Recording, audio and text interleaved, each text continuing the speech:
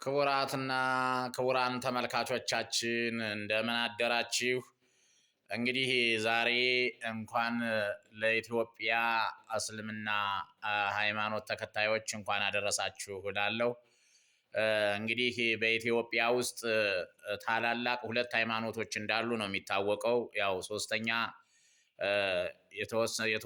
ሶስተኛ ነገርም ሊኖር እንደሚችል ቢታመንም ነገር ግን የኢትዮጵያን ሕዝብ 99% ተቆጣጥረውት የሚገኙ ሁለቱ ሃይማኖቶች ናቸውና እንደ አጋጣሚ የሁለቱ ጾሞች በተመሳሳይ ጊዜ በመግባቱ ለዚች ውጥንቅጥ ውስጥ ለገባች ሀገር ለመጸለይ በጣም ይጠቅማል ማለት ነው። ለሀገራችን ለመጥቀም፣ ለሀገራችን እድገት፣ ለሀገራችን ሰላም ለመጸለይ ይጠቅማል።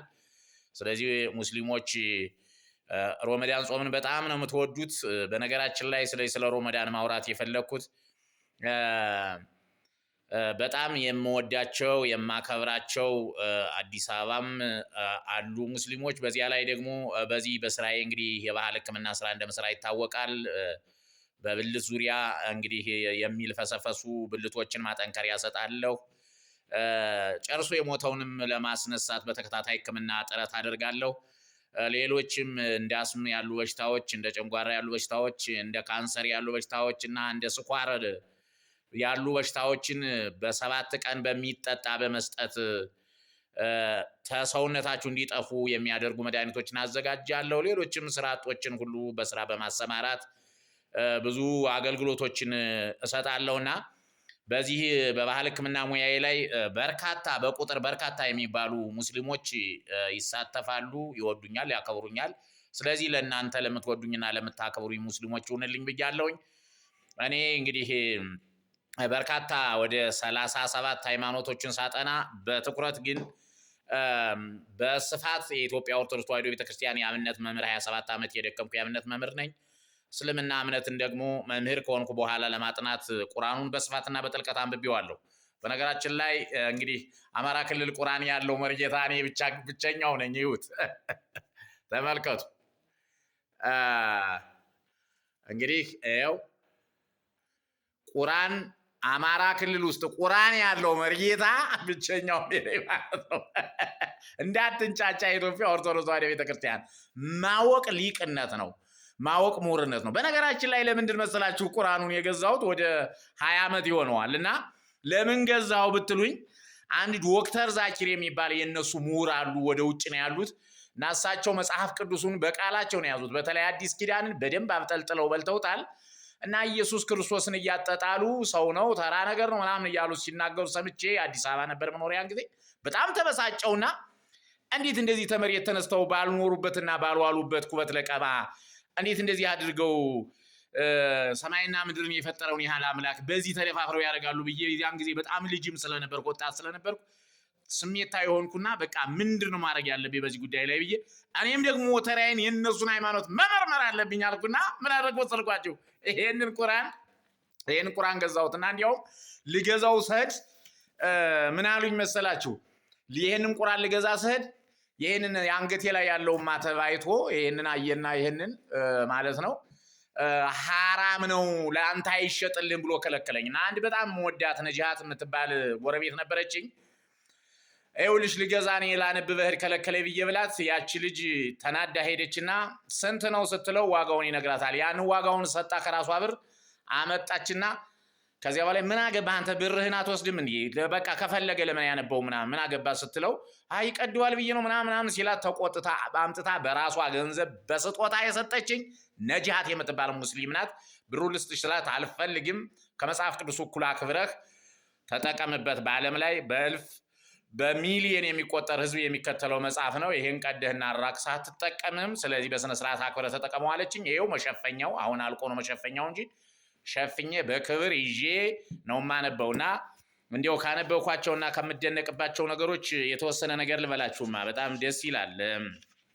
ይሄ ቁርአኑን የማደንቀው ለኛ ለክርስቲያኖች ጥሩ ምስክርነትን ይሰጣል። ምን ይላል መሰላችሁ?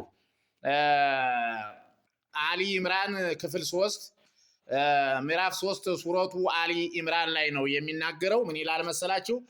ከእርሱ በፊት ያሉትን መጻሕፍትን የሚያረጋግጥ ሲሆን አለ መጽሐፉን ወይም ቁርአንን ማለት ነው በአንተ ላይ ከፋፍሎ በእውነት አወረደ ይላል። ተውራትና ከዚያ ቀጥሎ ደግሞ ተውራትና ማን ነው? ከዚያ በፊት ግን ተውራትና እንጂልን አውርዶ ነበር ይላል። ምንድነው እዚህ ላይ ያለው ጽንሰ ሐሳብ? ቁርአንን ከፋፍሎ አላህ ቁርአንን ህይወት አንብዋት። እዚህ አውራጣት የበላይ ነው ያለችው አያት ማንበብ የምትችሉ አጉልታችሁ አንብዋት። አናቷ ላይ በቀይ እስክሪብቶ የጻፍኩባት እንዳትጠፋብኝ ነው፣ ጥቅሷን ስፈልግ እንዳገኛት ነውና ይሄው አጉልታችሁ አንብቡት። በአረበኛም አለ በእንትንም አለና ቁርአንን ከፋፍሎ ለነብዩ መሐመድ ያወረደለት ይልና ነገር ግን ከዚያ በፊት ማንን አውርዶ ነበር አለ? ተውራትንና እንጂልን። ተውራትን ማለት ኦሪትን ነው፣ እንጂል ማለት ወንጌልን አውርዷል ብሎ ለኛ ቀደምትነት የሰጠን ይሄ ቅዱስ ቁርአን የሚባለው መጽሐፍ ነው ማለት ነው። ምትቃጠል ካለ ተቃጠል፣ ደዝ የሚል ካለ ደዝ ይሆን። ሌላው ደግሞ አንድ የሚገረምበት ቃል ደግሞ ልንገራችሁ። ሮመዳንን አስመልክቶ ነው እንደዚህ አይነት ኩሽት ምኳሽው። ሌላው ደግሞ ስለእመቤታችን የመሰከረውንና የተናገረውን ይህን መጽሐፍ እውቅና ሰጥቼዋለሁ። በእውነት በጣም ምርጥ መጽሐፍ። ምን ይላል መሰላችሁ? መላእክትም ያሉትን አስታውስ፣ መርየም ሆይ፣ መርየም ማለት ማርያም ማለት ነው። አላህ በእርግጥ መረጠሽ አነጻሽም፣ በዓለማት ሴቶች ላይ መረጠሽ። መርየም ሆይ ለጌታሽ ታዘዥ ስገጅም፣ ከአጎንባሶችም ጋር አጎንብሽ።